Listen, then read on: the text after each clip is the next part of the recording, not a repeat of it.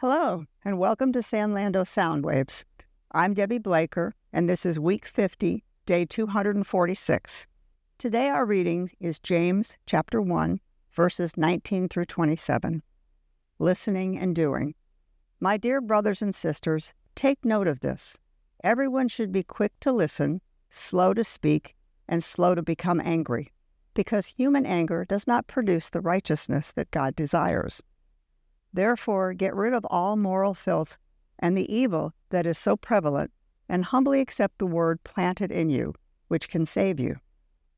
Do not merely listen to the word and so deceive yourselves. Do what it says. Anyone who listens to the word but does not do what it says is like someone who looks at his face in a mirror, and after looking at himself goes away and immediately forgets what he looks like. But whoever looks intently into the perfect law that gives freedom and continues in it, not forgetting what they have heard, but doing it, they will be blessed in what they do. Those who consider themselves religious and yet do not keep a tight rein on their tongues deceive themselves, and their religion is worthless. Religion that God our Father accepts as pure and faultless is this: to look after orphans and widows in their distress, and to keep oneself from being polluted by the world. Now let's consider our 7 arrows, or 7 questions. Number 1, what does this passage say?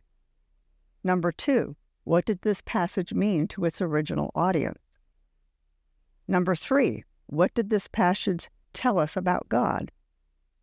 Number 4, what does this passage tell us about people? Number 5, what does this passage demand of me?